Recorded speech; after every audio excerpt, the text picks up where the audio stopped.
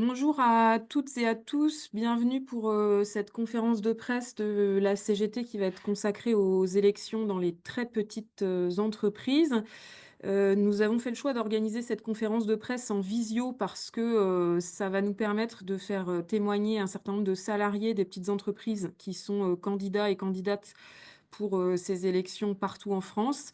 Et puis par ailleurs, je suis aujourd'hui à Grenoble où je participerai à un rassemblement en soutien aux salariés de Vencorex qui se mobilisent contre le plan de licenciement. Avant de rentrer dans le dur de la conférence de presse, je voulais dire un mot sur les élections américaines, pour dire que ces élections sont un coup dur pour les travailleuses et travailleurs américains, mais pour tous les travailleurs et les travailleuses du monde, puisque Donald Trump a été élu grâce à l'homme le plus riche de la planète qui a financé sa campagne et organisé une grande campagne de communication sur les réseaux sociaux. Elon Musk, qui est un grand patron, à qui Trump a déjà annoncé qu'il donnerait les clés du gouvernement. Cette élection, c'est un jour noir pour le climat. Nous sommes très inquiets sur la situation environnementale alors qu'on voit déjà à quel point ce dérèglement climatique est une catastrophe avec notamment les inondations en Espagne.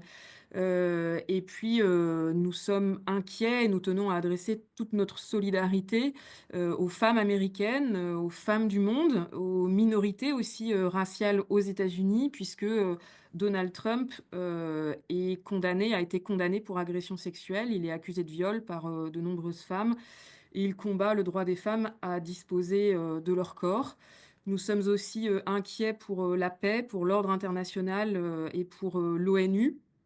Je tiens à adresser encore une fois un grand message de solidarité de la CGT pour nos frères et nos sœurs ukrainiennes et ukrainiens, pour nos frères et nos sœurs palestiniens et palestiniennes qui sont sous les bombes, et pour qui l'élection de Donald Trump est déjà très concrète, puisque Benjamin Netanyahou a immédiatement annoncé le limogeage de son ministre de la Guerre, qui s'exprimait très timidement en faveur d'un cessez-le-feu, pour nommer un va-t-en-guerre à la place. Cette élection, elle renforce la détermination de la CGT à lutter contre l'extrême droite, et nous allons avoir le débat avec nos camarades au plan européen et international pour tirer toutes les leçons et avoir un plan d'action syndical, notamment pour que la France et l'Europe tirent toutes les conséquences de cette élection et mettent fin à leur dépendance servile vis-à-vis des États-Unis, en commençant par avoir une vraie stratégie industrielle. Pour rentrer dans le cœur de la conférence de presse, donc cette conférence de presse va se dérouler en plusieurs temps. D'abord, Catherine Giraud, donc, qui est membre du bureau confédéral et qui s'occupe du pilotage de cette élection, va présenter les résultats de l'enquête que nous avons réalisée sur les salariés dans les petites entreprises. Ensuite, je rebondirai sur les revendications de la CGT, les enjeux de cette élection. Et puis, on donnera la parole à 4 salariés des très petites entreprises. Rachel, donc, qui est assistante maternelle, qui est secrétaire générale du syndicat CGT des assistantes maternelles de Meurthe et Moselle. Stéphane, qui est éducateur sportif et qui est candidat aux élections TPE et qui est aussi président sortant de la commission paritaire régionale interprofessionnelle des Hauts-de-France. Marion Gomard, qui est chanteuse lyrique et qui est également candidate aux élections TPE. Et enfin, Giorgio, qui est cuisinier à Nantes et qui est fondateur de notre tout nouveau syndicat de la restauration dans les petites entreprises et dans les bars-restaurants de Nantes, et qui vous expliquera tout cela. Sans plus attendre, je passe tout de suite la parole à Catherine. Le dossier de presse est dans le chat, vous pouvez l'y récupérer.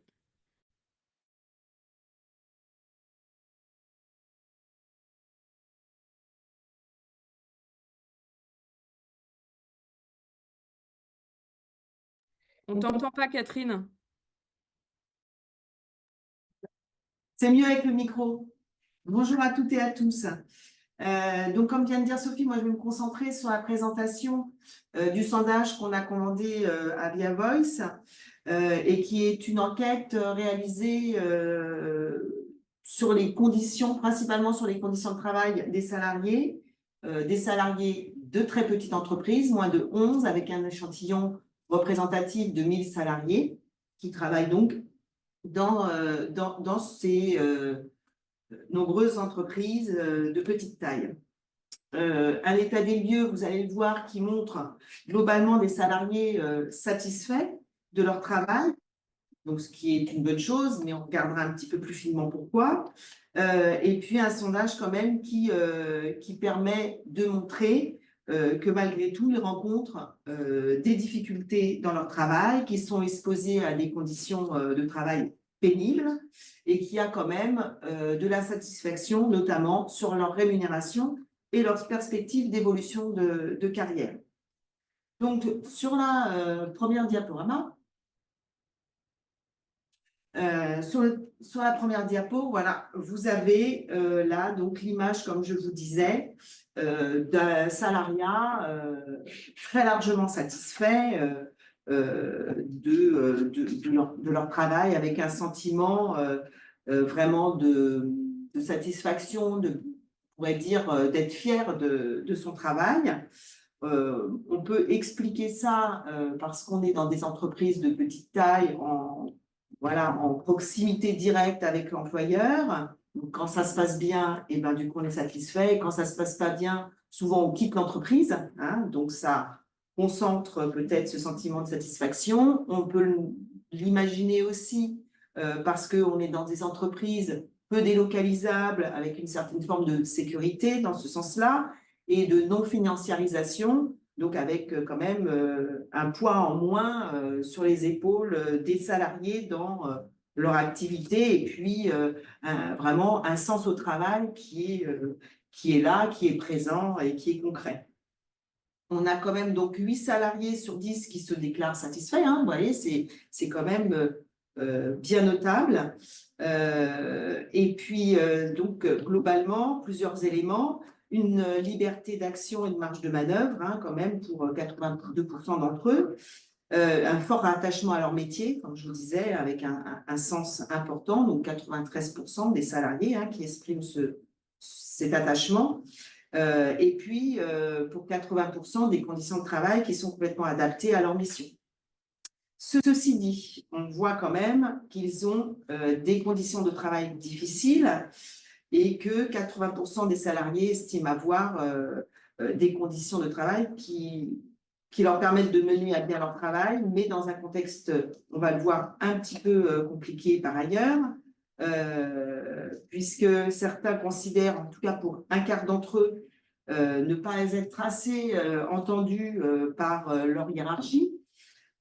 Voilà, par rapport à leurs conditions de travail et par rapport aux propositions d'amélioration qu'ils font sur leur poste de travail. Un quart d'entre eux aussi déclarent que leur santé n'est pas suffisamment prise en compte, c'est pas rien, et un quart reconnaît qu'il est difficile pour eux de concilier vie professionnelle et vie personnelle. Donc, première chose à laquelle ces salariés sont confrontés, par rapport aux autres salariés du privé, c'est d'avoir un temps de travail supérieur à la moyenne, puisque 8 salariés sur 10 évaluent leur temps de travail comme étant supérieur à la moyenne. 77% d'entre eux travaillent plus de 35 heures en moyenne par semaine, et on atteint pour 19% d'entre eux 40 à 44 heures semaine, et pour 9%, plus de 45 heures semaine. Donc, c'est pas rien. Et on voit qu'il y a quand même aussi une majoration de ce phénomène-là pour certains secteurs, comme celui du commerce, du transport, de l'hébergement et de la restauration. Ce qui est majoré aussi par la possibilité d'avoir des congés annuels bien mérités, puisqu'ils sont sur le minimum légal, alors que dans les autres entreprises privées, on est à minimum sur 5 semaines de congés payés.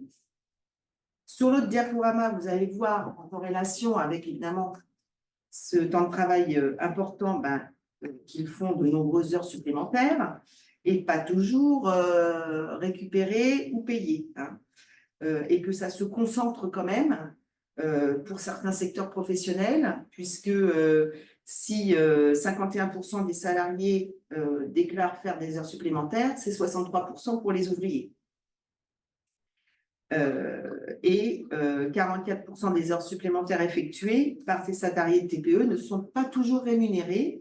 9% déclarent d'ailleurs n'avoir jamais ni de récupération ni de rémunération. Et ça s'accentue, ce phénomène-là, pour les salariés de plus de 50 ans. Sur la diaporama d'après, vous allez voir aussi que c'est un salariat qui travaille plus fréquemment le week-end et la nuit. Donc, 4 salariés sur 10 travaillent régulièrement sur les week-ends, ce qui fait quand même 41%. Ça se majore à 59% pour le secteur du commerce, du transport, de l'hébergement et de la restauration, et à 50% pour les plus jeunes, donc les moins de 35 ans. Si on compare avec les chiffres d'entreprises privées en règle générale, on va le dire comme ça, c'est 17,8% des salariés qui travaillent le week-end, donc on est quand même bien au-dessus. Un tiers des salariés des TPE travaillent régulièrement aussi les jours fériés. Donc ça, c'est quand même des notions qui sont à noter dans effectivement cette conciliation vie personnelle et vie au travail. Et pour la nuit, on a quand même 17% des salariés des TPE qui travaillent régulièrement la nuit. Ce chiffre va jusqu'à 22% pour les mêmes secteurs qu'on retrouve, commerce, hébergement, restauration, et jusqu'à 26% pour les ouvriers. Alors que dans les autres entreprises privées, les éléments que je vous donne, vous les retrouverez dans le dossier de presse, c'est des chiffres qu'on a pris à la DARES pour les entreprises privées en règle générale. On ne les a pas sortis de nos chiffres CGT. Et donc, dans les autres entreprises plus grandes que les TPE, on est plutôt aux alentours de 10% des salariés qui travaillent la nuit. Donc, on est bien au-dessus dans les TPE. Sur la diaporama suivante, ce qu'on va voir, c'est que ce qui cristallise leur mécontentement, ça reste vraiment autour des rémunérations et de la progression de carrière. Donc, sur la rémunération, on a quand même la moitié des salariés des TPE qui disent ne pas être satisfaits de leur rémunération et que ça ne représente pas, évidemment, leur investissement au travail et la masse de travail qu'ils font. Et on voit que si on regarde les chiffres de la DARES pour les autres entreprises privées, on est à 34%. Donc là aussi, on est sur une insatisfaction beaucoup plus importante. Ce qui peut être expliqué notamment par le fait qu'on n'ait pas de négociation annuelle obligatoire dans les TPE et que du coup, on va le voir après, il y a aussi peu d'augmentation de salaire. D'ailleurs, dans la diaporama suivante, vous allez voir qu'un grand nombre de salariés, 57%, déclarent ne pas avoir eu d'augmentation de salaire depuis plus d'1 an. Voilà, donc on peut comprendre du coup leur insatisfaction. On voit ensuite dans la diaporama suivante qu'ils sont aussi en difficulté sur leur déroulement de carrière du fait de la taille réduite des effectifs. Il y a peu d'évolution possible. Et donc, un quart des salariés se sentent pas reconnus dans leur travail. Et ce chiffre est majoré pour les ouvriers puisqu'on monte à 33% pour les ouvriers. On a quand même 6 salariés sur 10 qui se considèrent qu'ils ou qu'elles ne sont pas réellement d'opportunités de progression de carrière au sein de leur entreprise. Ça fait quand même 57%. Donc, ça crée une véritable insatisfaction. Et ce chiffre, il est beaucoup plus élevé que la moyenne du salariat du secteur privé, puisque les chiffres de la DARES montrent plutôt une insatisfaction de 43% sur les évolutions de carrière dans les entreprises plus grandes que celles des TPE. Les salariés des TPE sont dans un angle mort, on va le dire comme ça, en tout cas c'est comme ça que le sondage nous le dit, sur le droit du travail. Donc on a un salariat qui est, on va le dire, oublié et au minimum du droit du travail. Donc la moitié des salariés déclarent ne pas être informés sur leurs droits et sur leurs possibilités de recours. Et plus ils sont jeunes, et plus c'est le cas, ils sont donc assez malléables puisqu'ils ne connaissent pas leurs droits. Moins de salariés moins d'un salarié sur deux estime qu'ils sont bien renseignés sur leurs droits. On voit qu'ils connaissent absolument pas, on va le dire comme ça, les instances représentatives qui les concernent, puisqu'ils sont à peine 30% à 31% à connaître les commissions paritaires interprofessionnelles dans lesquelles nos candidats qui vont se présenter tout à l'heure, certains siègent déjà. Un tiers des répondants ne savent pas non plus à quelle convention collective ils sont attachés, ce qui est quand même un petit peu embêtant pour eux. Donc, on voit bien que c'est un manque de non-droit à ce niveau-là. Assez logiquement, ils ont peu recours, ou très rarement, c'est uniquement quand ils perdent leur emploi, bien souvent, qu'ils ont recours aux organisations syndicales. Et donc, 9 répondants sur 10 n'ont jamais sollicité des organisations syndicales dans leur entreprise, ce qui est plutôt logique, puisque aujourd'hui, les représentants du personnel, on pourrait les appeler comme ça, qui siègent dans les CPRI, on n'a aucun droit d'intervention dans les entreprises. Les seuls qui accompagnent en proximité les salariés sont les conseillers du salarié, et bien souvent, ils interviennent quand le salarié perd son emploi. Donc, le sondage vraiment pointe ce désert syndical. Par ailleurs, nous, on s'alarme quand même beaucoup parce qu'on est en période d'élection professionnelle pour ces salariés et on a un grand nombre de salariés qui ne savent pas qu'ils ont des élections professionnelles cette année, 46%, c'est quand même notable et important. Et malgré tout, ce qu'on peut voir dans la diaporama, c'est que malgré tout ce contexte de non-droit et de méconnaissance, eh ben, ils sont quand même 1 sur 2 à faire confiance aux organisations syndicales pour les défendre. Donc, ça veut dire qu'il y a moyen, et on va le voir par les témoignages tout à l'heure, de syndiquer, de s'organiser, puisqu'on reste dans la confiance vers les syndicats.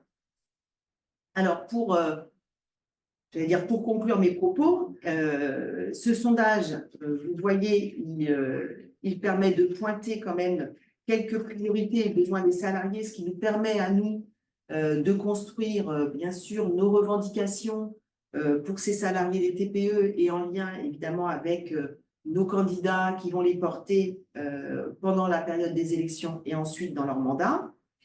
On voit bien sûr que la première insatisfaction de ces salariés, c'est leur rémunération, leur déroulement de carrière. Et on peut noter aussi qu'ils sont en proie à pas mal de difficultés, notamment sur le temps de travail, avec des priorités exprimées autour de choses très fondamentales. Déjà, avoir un emploi stable et sans précarité. Donc ça, on pense que si ça revient à 92% quand même dans les répondants, c'est principalement peut-être lié à leur rémunération. Que 89% aussi souhaitent travailler un nombre d'heures raisonnable. Donc ça aussi, ça peut s'expliquer au vu de ce que je vous ai présenté, puisqu'aujourd'hui, c'est souvent pas le cas. Et que 88% d'entre eux, aussi dans leurs préoccupations exprimées, souhaitent être bien protégés par rapport aux accidents du travail.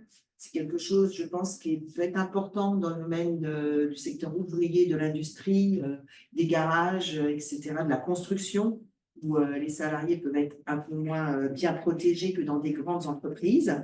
Et notamment, quand même, à noter que 75% le pointent aussi pour les questions de harcèlement. Voilà, donc moi, je vais laisser la place à Sophie qui va, bien sûr, compléter tout ce que je viens de vous présenter. Merci Catherine. Alors, la CGT a réalisé cette enquête pour enfin donner la parole aux salariés des petites entreprises qui sont absents de tous les radars, alors qu'ils et elles sont 5 millions, c'est-à-dire 20% du salariat, et alors qu'ils et elles, par leur travail, constituent le ciment de notre société, le tissu social. Ce sont les assistantes maternelles, les aides à domicile, tous les salariés des petits commerces, les coiffeurs-coiffeuses, les boulangers, les charcutiers, etc., etc., les gardiens d'immeubles, les garagistes, les préparateurs et préparatrices en pharmacie, les artisans, les ouvriers du BTP, les restaurateurs, etc. Voilà le type de métier des salariés des petites entreprises. Leur particularité, c'est de travailler dans des entreprises qui ne sont pas financiarisées, avec une proximité hiérarchique avec l'employeur qui permet qu'il et elle soient davantage associés aux stratégies de l'entreprise, ce qui permet d'avoir un métier qui a plus de sens que, dans les grandes entreprises. C'est le vrai point positif des salariés dans les petites entreprises, c'est le sens de leur travail. C'est pour ça qu'ils et elles ont une satisfaction importante de leur travail, sont très attachés, très investis dans leur travail. Par contre, le point négatif, c'est que travailler dans une petite entreprise, ça veut dire travailler en bout de chaîne de valeur, alors que, la valeur est aspirée par, les grands groupes et travailler dans, une petite entreprise, ça veut dire travailler dans une entreprise dans laquelle il n'y a pas de syndicat, dans laquelle il n'y a pas de CSE, donc, d'instance représentative du personnel, dans laquelle il n'y a pas de droit à négociation collective et donc ces 2 éléments cumulés font que, les salaires des salariés dans les petites entreprises sont nettement plus faibles que, dans les grandes. Les garanties collectives sont nettement plus faibles et que ces salariés sont très isolés face à leur employeur quand il y a un problème. C'est donc l'objectif central de, la CGT, faire en sorte que, les salariés des petites entreprises ne soient plus des salariés de seconde zone. Lors de ces élections professionnelles, le vote des, salariés compte triple. Il y a 3 enjeux. Le premier, c'est que c'est le vote des, salariés qui détermine la capacité de, négocier, des organisations syndicales dans les branches et au niveau, interprofessionnel. Sachant que pour les salariés des petites entreprises, la convention collective, c'est central. En effet, les salariés n'ont pas d'autres droits que, ceux qui sont dans la convention collective de branche, pardon, puisque, ils n'ont pas d'accord d'entreprise. Cette, convention collective et la branche est centrale également parce que c'est à l'échelle de la branche qu'on peut responsabiliser les donneurs d'ordre vis-à-vis des sous-traitants et redistribuer la valeur des grands groupes vers, les petites, entreprises en gagnant, par exemple, comme, le fait la CGT, des dispositifs mutualisés de financement de la formation professionnelle, de financement des activités sociales et culturelles, de financement des activités de prévention pour que les donneurs d'ordre et les entreprises les plus grandes qui ont la capacité financière beaucoup plus importante financent plus que les petites et que ça permette d'améliorer les droits des petites entreprises. Ce que nous voulons gagner avec ces élections dans toutes les branches, c'est d'abord, une augmentation de salaire pour les salariés dans les petites entreprises puisque vous avez vu que c'est, le point noir, la première revendication des salariés dans les petites entreprises, c'est, le salaire. Cette augmentation de, salaire, elle passe par, l'obtention d'un 13e mois dans toutes les conventions collectives pour, que tous les salariés des petites entreprises puissent tous et toutes avoir un 13e mois. C'est un droit qui existe souvent dans les grandes, mais jamais dans les petites.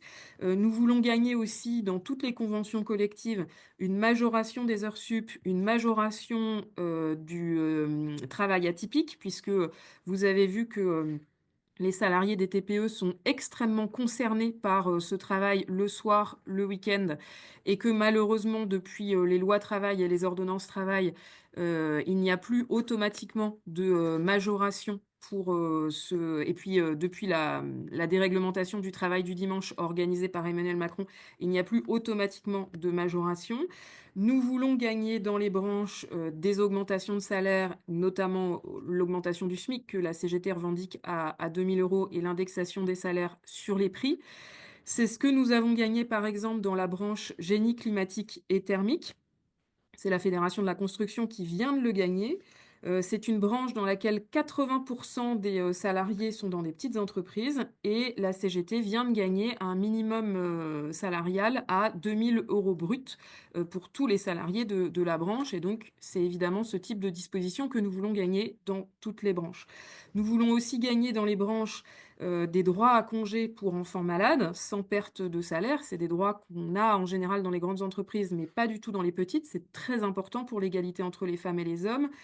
Nous voulons gagner, la neutralisation de tous les jours de carence qui font malheureusement l'actualité aujourd'hui. Vous savez que pour, quasiment 70 des salariés du privé, la CGT notamment a gagné des dispositifs de neutralisation, mais c'est beaucoup dans les grandes entreprises et beaucoup moins dans les petites.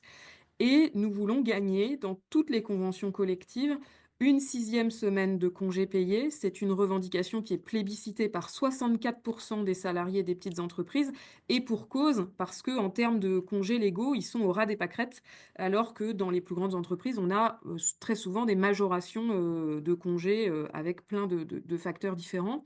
Enfin, nous menons actuellement, un combat très important pour les salariés des petites entreprises, le combat pour gagner un vrai droit à la retraite progressive. Ça se passe dans la négociation, interprofessionnelle sur les seniors qui est en cours actuellement et aujourd'hui, nous nous heurtons à un patronat qui, ne veut créer aucun droit opposable à la retraite progressive pour, les salariés et qui veut tout renvoyer aux accords d'entreprise, ce qui conduirait à ce que les salariés des petites entreprises soient encore une fois exclus de ce droit. La CGT, elle, revendique un droit à retraite progressive 4 ans avant l'âge légal, sans perte de salaire ni de pension.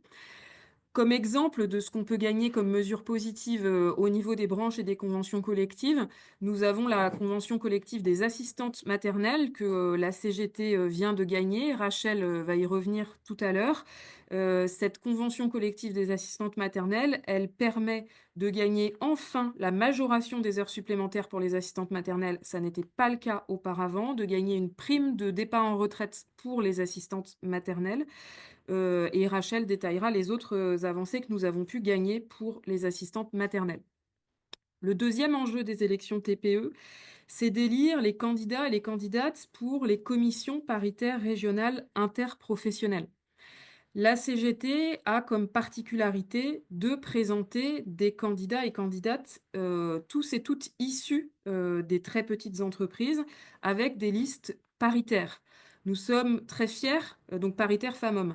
Nous sommes très fiers de cela, puisque c'est loin d'être le cas partout. Et donc, notre objectif dans ces commissions paritaires régionales, c'est de bouger les lignes et de revoir leurs prérogatives, puisque ces commissions paritaires régionales, elles ont été créées en 2017 pour compenser l'absence de CSE pour les salariés des petites entreprises. Mais pour l'instant, leurs prérogatives sont larges et floues avec des difficultés d'action évidentes sur lesquelles Stéphane reviendra tout à l'heure. Ce que nous voulons, c'est, à l'issue de ces élections, obtenir l'ouverture d'une négociation avec le patronat pour, rapprocher les prérogatives des commissions paritaires, régionales de celles des CSE. Le premier point que nous voulons gagner, c'est, un périmètre qui permette un travail de proximité puisque, aujourd'hui, nos commissions paritaires, régionales, elles rayonnent sur des centaines de milliers de salariés. Et donc on a, par exemple, pour la région Bretagne, qui est une petite région, hein, 10, représentants, des salariés des petites entreprises qui sont supposés s'occuper de, près de 250 000 salariés des petites entreprises. Donc c'est évidemment mission impossible. Ce que nous voulons, nous, c'est que ces commissions paritaires soient organisées à l'échelle départementale et qu'elles soient déclinées par champ professionnel pour pouvoir avoir des approches beaucoup plus spécifiques par champ professionnel avec de la proximité. La deuxième chose que nous voulons, c'est que ces commissions paritaires aient un budget dédié, de façon à créer un vrai droit aux activités sociales et culturelles pour les salariés des petites entreprises.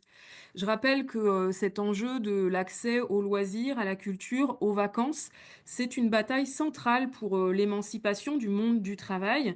La CGT a été à l'origine de la grande victoire des congés payés en 1936, cette grande conquête sociale. Le problème, c'est que le droit aux vacances est encore loin d'être effectif. Vous savez que quasiment 50% des Françaises et des Français ne partent pas en vacances et c'est notamment le cas pour les salariés des petites entreprises qui partent moins en vacances que ceux des grandes puisque, ils n'ont pas le même droit à accès, aux activités sociales et culturelles. Pareil, en matière d'accès à la culture, la CGT se bat pour l'accès à la culture pour l'ensemble du monde du travail parce que c'est un levier d'émancipation majeur. Tous les travailleurs et travailleuses doivent pouvoir avoir accès à la culture. Et ça se traduit pas par des chèques culture avec la possibilité d'aller à la FNAC s'acheter je ne sais quoi. C'est des politiques de médiation culturelle et d'accès aux lieux culturels qu'il faut mettre en place. C'est pour ça que nous voulons de vraies prérogatives pour les commissions paritaires régionales. Et puis enfin, nous voulons que, nos représentants dans ces commissions paritaires puissent, entrer dans, les petites entreprises et accompagner systématiquement les salariés face aux employeurs avec, aussi des heures de délégation, des droits à formation et cetera et cetera. Le troisième enjeu du vote, des élections, TPE, c'est que, ce vote, détermine la désignation des conseillers prud'hommes dans les départements. Vous savez que, les salariés des TPE sont très seuls face à leur employeur, donc les prud'hommes, c'est important pour eux malheureusement.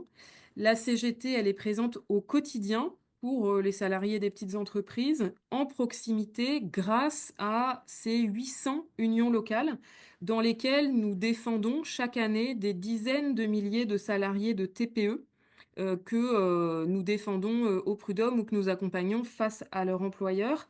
Le problème, c'est que, cette défense, elle se fait en général quand il est trop tard, c'est-à-dire quand il y a une procédure de, licenciement.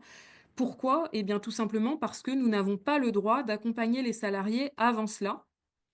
Parce que, les commissions paritaires, des TPE, les représentants n'ont pas le droit de rentrer dans l'entreprise et parce que les conseillers, conseillères du salarié qui sont, présents dans nos unions locales, ont seulement la prérogative d'accompagner les salariés face à leur procédure de licenciement, mais ne peuvent pas les accompagner, par exemple, quand il y a des problèmes de harcèlement dans leur entreprise, notamment de harcèlement sexuel. Donc, les femmes sont très seules, sur la question des violences sexistes et sexuelles et ne peuvent pas être accompagnées et défendues face à l'employeur. Nous voulons donc, gagner, de nouvelles prérogatives pour, les conseillers et conseillères du salarié et permettre que les conseillers du salarié puissent accompagner les salariés des entreprises dans lesquelles il y a pas de syndicat, quand, ils et elles sont victimes de harcèlement sexuel. Nous voulons aussi, gagner des dispositifs de prévention des violences sexistes et sexuelles au niveau de toutes les branches, à l'image de ce que nous avons gagné, dans le secteur du, spectacle, dans lequel la CGT a gagné la mise en place d'un numéro vert, qui permet, à toutes les victimes de violences sexistes et sexuelles d'être accompagnées et défendues. Hem, pour finir, le problème des, salariés des petites entreprises, vous l'avez vu dans la présentation du sondage par Catherine, c'est que, d'abord leurs droits sont plus faibles que, les droits des salariés des grandes entreprises, mais en plus et d'abord, ils et elles, n'ont pas de possibilité de garantir l'effectivité de leurs droits. Ils et elles connaissent moins leurs droits et n'ont pas de, syndicats pour, se battre, et s'organiser pour faire respecter leurs droits. Et donc la CGT a une démarche et une stratégie volontariste pour organiser les salariés des petites, entreprises, malgré l'absence de droit syndical. Nous nous, battons pour créer, des syndicats de salariés de petites entreprises. C'est notamment ce qu'on le fait pour, les assistantes maternelles, Rachel y viendra, pour, les aides à domicile, pour les gardiens et gardiennes d'immeubles, pour les salariés de la construction ou pour les salariés des, transports avec, on a des syndicats de transport conducteurs routiers, notamment. Et puis, c'est ce que nous faisons dans la restauration.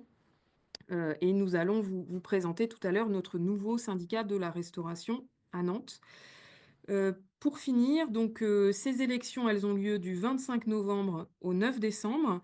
La CGT dans sa campagne, on a lancé notre campagne il y a plusieurs mois déjà. Le centre de notre campagne, c'est un déploiement de terrain avec, des centaines d'actions de déploiement qui sont organisées par toutes nos unions locales pour aller à la rencontre des salariés, de TPE, pour les informer sur cette élection puisque vous l'avez vu, il y en a 50 qui ne savent même pas qu'il y a, des élections. Et puis la CGT, met en place un numéro vert pour, aider les salariés à pouvoir voter, les informer sur, le vote, les accompagner si, il y a des difficultés, sur le vote, des problèmes d'identifiant, de, connexion et cetera et les informer sur, leurs droits. Notre objectif, notre premier objectif, c'est de permettre aux salariés des petites entreprises de voter parce que c'est, le premier levier du rapport de force pour, nous permettre ensuite, de gagner avec eux, avec elles, une amélioration de leurs droits.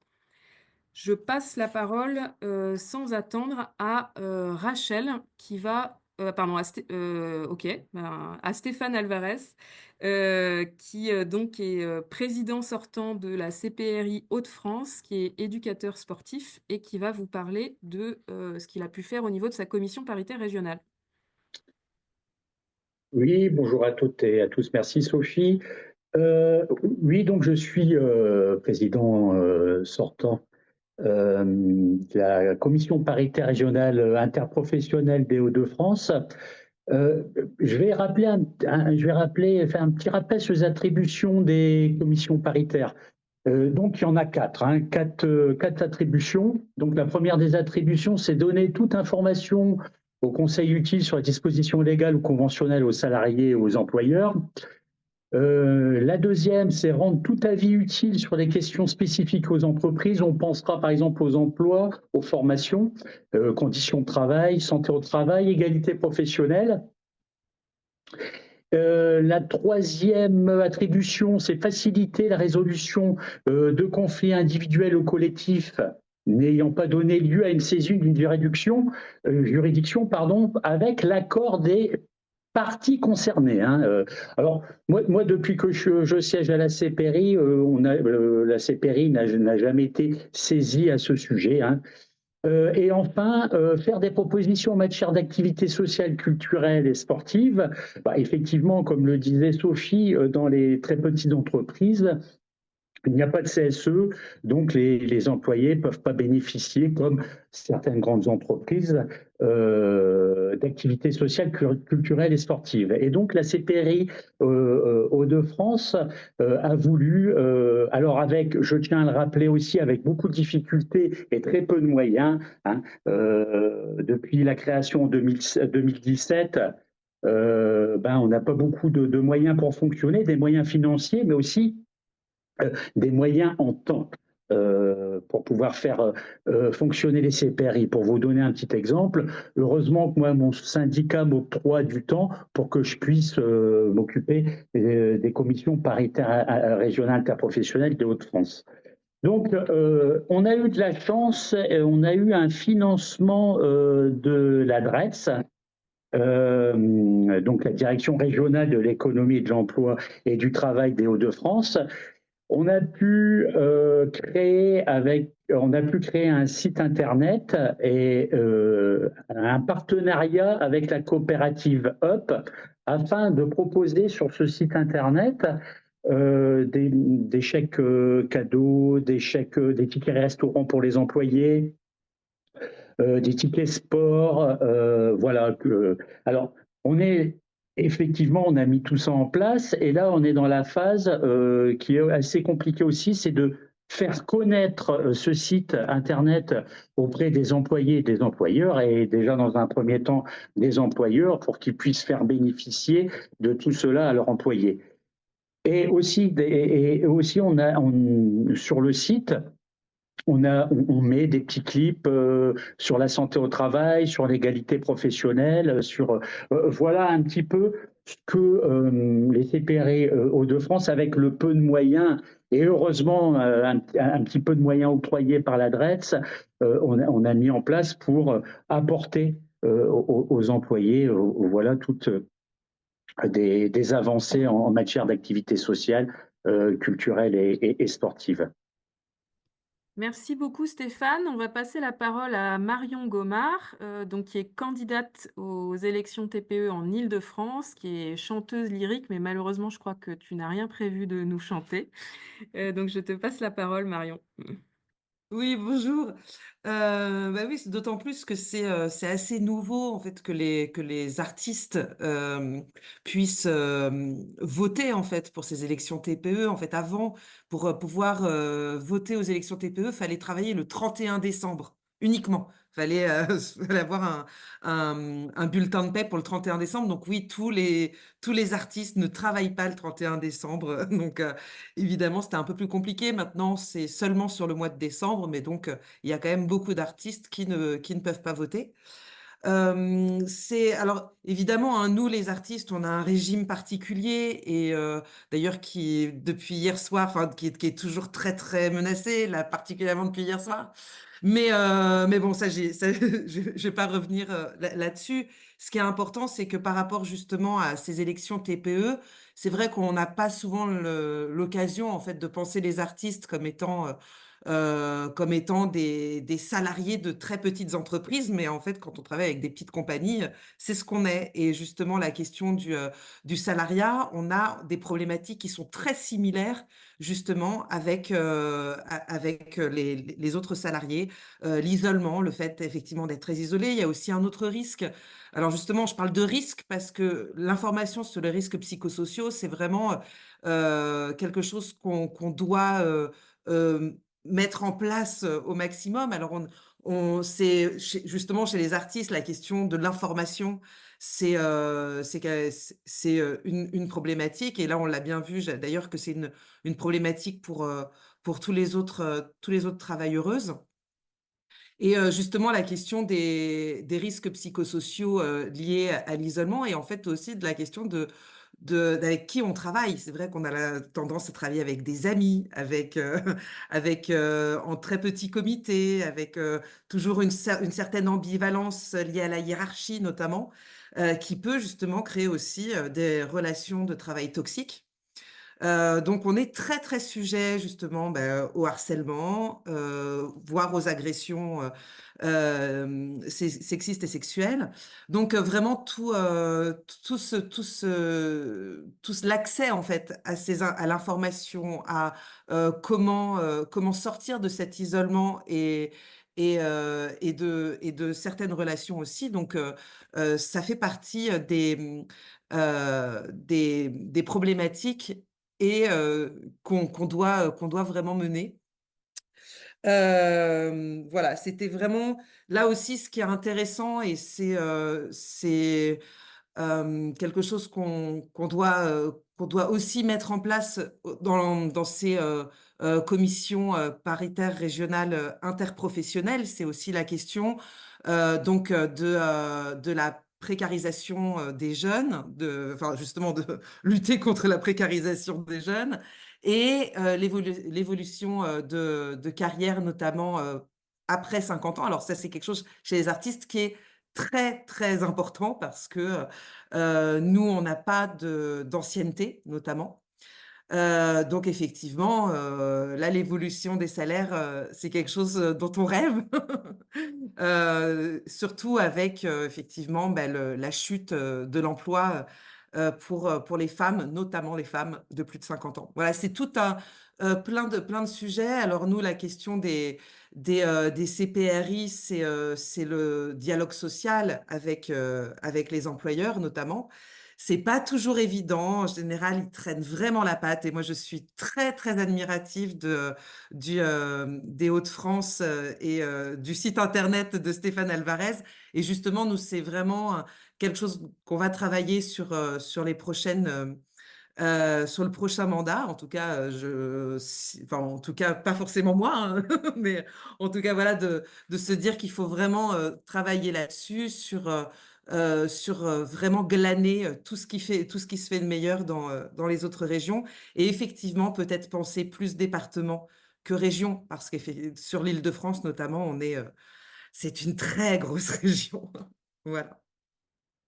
Alors, merci beaucoup Marion. Je passe tout de suite la parole à Rachel Ruland, qui est assistante maternelle, secrétaire générale du syndicat CGT des assistantes maternelles en Meurthe-et-Moselle, syndicat CGT que nous sommes en train de développer un peu partout en France, puisque les ASMAT Merci sont Sophie. 500 000, c'est ça, hein, Rachel? Ouais. Oui, c'est ça. Donc oui, nous avons commencé les créations de syndicats professionnels dans plusieurs départements, ce qui a permis d'avoir de la création aussi du droit syndical. Les assistantes maternelles peuvent maintenant désormais s'organiser, se regrouper, porter des revendications qui leur sont propres. Il faut quand même savoir que le métier d'assistante maternelle, ce sont des personnes qui sont isolées. Donc en créant donc ces syndicats départementaux, ça permet d'être écouté, conseillé, défendu et surtout, surtout, ne plus être isolé. Donc après, le rôle que l'on peut avoir dans les élections TPE, nous, ça nous a permis de renégocier notre convention collective, donc qui est sortie en 2022, où nous avons pu gagner de nouveaux droits, comme les activités sociales et culturelles. Voilà, vous en parliez tout à l'heure. Donc ça, c'est quelque chose que nous avons pu mettre en place. Une indemnité de départ volontaire à la retraite qui effectivement n'existait pas dans notre secteur. Donc le droit syndical, j'en ai parlé tout à l'heure. On a pu également obtenir la majoration des heures supplémentaires. Donc voilà, c'est indiqué dans la convention collective. On ne peut pas y déroger, les employeurs ne peuvent pas y déroger puisque c'est inscrit. Et à partir de l'année prochaine, un grand pas en avant pour notre secteur puisque nous allons mettre en place la santé au travail, quelque chose qui était très attendu de par nos salariés, puisque nous n'avions pas droit à la médecine du travail. Voilà, donc l'importance de se faire entendre, de se faire écouter et de faire voter vraiment nos salariés aussi, puisqu'on représente un grand nombre de salariés isolés. Merci beaucoup Rachel. Je passe maintenant la parole à Giorgio Fernandez. Giorgio est fondateur de notre tout nouveau syndicat de la restauration à Nantes qui s'appelle le Front Uni de la Restauration, le FUR 44, et qui vient juste de naître puisque vous l'avez créé lundi, Giorgio.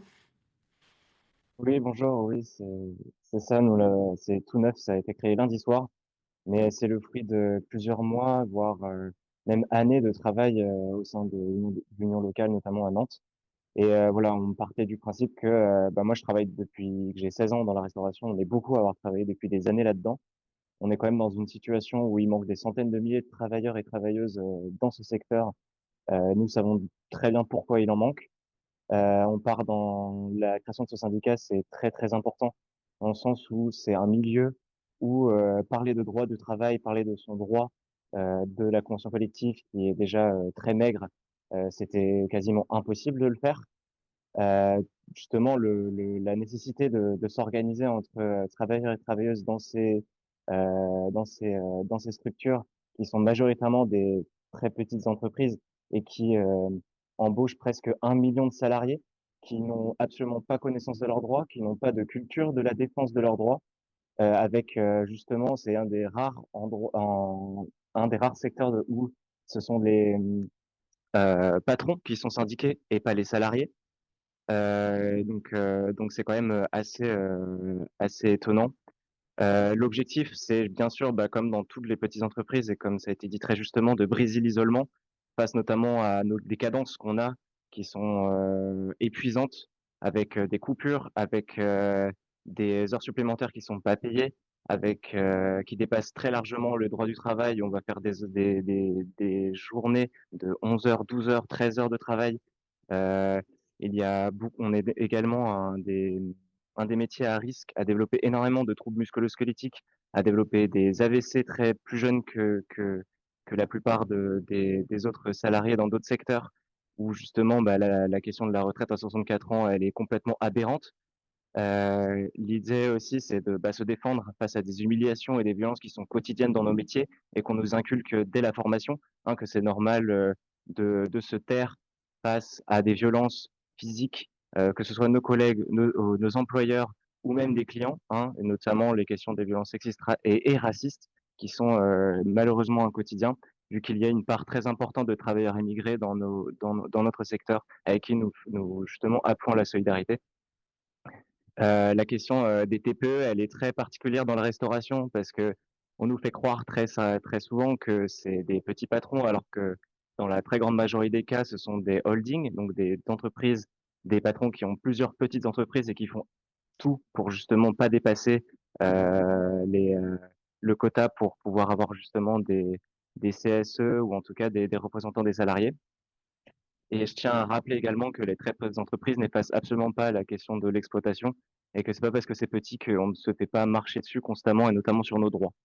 Et donc il est très important, pour nous de se réunir, pour, se battre, pour défendre nos droits, se battre contre l'isolement et bien sûr, surtout, renégocier nos conventions collectives, que ce soit d'abord à l'échelle locale ou départementale à Nantes, mais également appeler à ce que ça se fasse partout en France.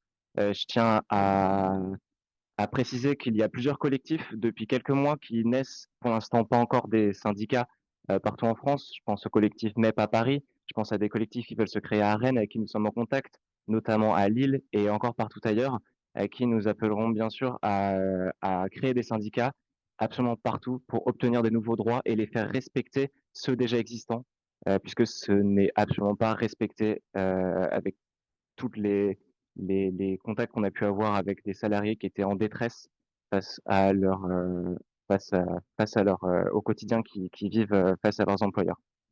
Donc voilà, c'est avec une très grande fierté que nous avons réussi à créer ça et c'est que le début et on continuera jusqu'au bout. Merci beaucoup Giorgio et bravo pour avoir fait une tournée avec vous à Nantes. J'ai pu constater à quel point la création du syndicat a déjà un impact pour l'ensemble des salariés de la restauration puisqu'on voit que ça leur permet de commencer à relever la tête et à avoir conscience qu'ils et elles ont des droits et des moyens de les faire respecter face aux employeurs.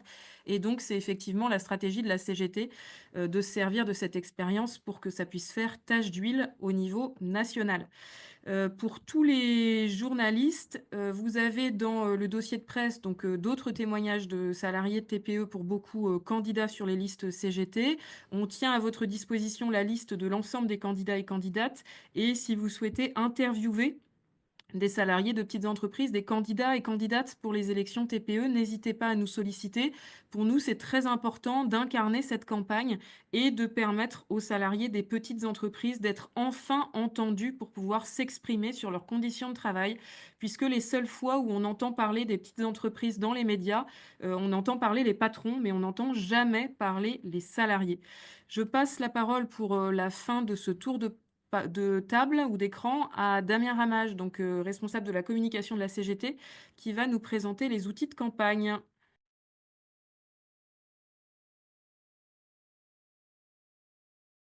Hop, vous avez bien les bots à l'écran.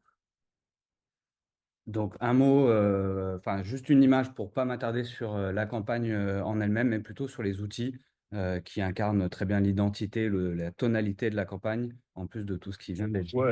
On sème vos graines, on fait dorer votre pain, on s'assure que vous n'ayez jamais faim, jamais soif.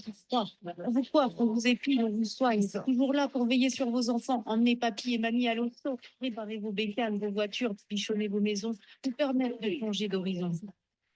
On est 5 millions.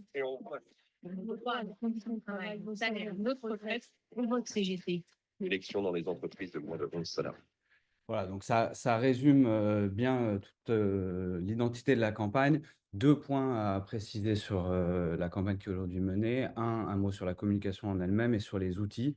La communication a été ciblée, ça a été dit par rapport aux réalités, déjà sur la question de l'information sur les droits dans un premier temps et sur les métiers, les conventions collectives. C'est plusieurs centaines de documents de ciblage de campagne.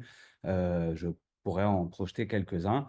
Et puis également une campagne publicitaire de grande ampleur, une multicanale, avec à la fois du classique, donc de l'affichage, du tract, des spots, mais aussi tout un volet réseaux sociaux très important, avec notamment toute une stratégie de mise en contact des salariés via leur mail, leur numéro de téléphone, en commençant par la question de l'information sur les droits et ensuite la mise en relation avec des organisations territoriales et professionnelles de la CGT pour pouvoir concrètement organiser ces salariés et mettre le pied dans ces entreprises. Le point principal de la campagne de communication réside sur l'utilisation du numérique au service d'une véritable campagne de terrain, comme ça a été dit, avec notamment donc une plateforme de contact. Est-ce que vous voyez bien quand je change les onglets? Oui, merci. Donc, une plateforme de contact qui part en fonction de la situation du salarié et notamment donc, les salariés des petites entreprises et qui propose ensuite de s'inscrire pour recevoir automatiquement des fiches sur les droits et ensuite accéder à un certain nombre d'autres informations autour des élections, mais pas uniquement. Les fiches, donc comme je vous le disais, donc prennent des formes très simples et très accessibles en ce qui concerne l'approche, par exemple, sur les métiers. Et j'y reviendrai, mais il y a également toute une partie sur de la plateforme qui sert davantage à mener une campagne de terrain. Je reviens en arrière. Donc, la plateforme, elle est destinée à la fois aux salariés eux-mêmes et puis également une plateforme en fait, d'organisation de la campagne numérique. Il y a tout un volet qui a été fait en matière de cartographie pour pouvoir cibler les concentrations géographiques des petites entreprises, de pouvoir cibler selon le type de convention collective également, et puisqu'il y a des disparités territoriales qui sont absolument énormes. Et les outils numériques ont été utilisés pour permettre aux organisations militants de la CGT de prioriser leur déploiement sur le terrain. Et ensuite, deuxième élément de plateforme numérique d'organisation aussi, c'est la possibilité via cet onglet d'accéder à la très, très importante quantité de matériel et de pouvoir avoir le matériel, comme je le disais, ciblé en fonction de la situation d'un salarié ou d'une entreprise qu'on a en face de soi, soit en fonction du métier, soit en fonction de la convention collective. Donc, il y a une énorme diversité, je ne m'attarde pas sur tous les outils, vous pourrez aller jeter un coup d'œil. Et un point notamment, c'est la question de la cartographie, puisque en fonction de la géolocalisation en fonction de la géolocalisation, on accède directement aux informations sur l'entreprise, dont sa convention collective, et on accède ensuite directement au matériel lié à cette convention collective. Hop, démonstration. Et donc, la possibilité de communiquer des informations aux salariés qu'on a en face de soi avec du ciblage. Et aussi la possibilité de rechercher, donc par exemple, j'en sais rien, des ambulanciers sans savoir forcément à quelle convention collective est rattaché un métier ou une entreprise. On a la possibilité là aussi d'accéder directement au matériel de campagne ciblé. Au-delà donc, des outils en tant que tels, je vais arrêter mon partage. Au-delà des outils en tant que tels, ce qui est intéressant dans cette approche, c'est que plutôt que d'avoir juste une campagne sur les réseaux sociaux et une campagne de terrain très traditionnelle, affichage tract, on a au contraire utilisé les outils numériques pour connecter les deux et donc pouvoir organiser les actions militantes sur le terrain, d'une part, et puis pour pouvoir aussi utiliser le numérique pour mettre un pied dans les entreprises de manière durable.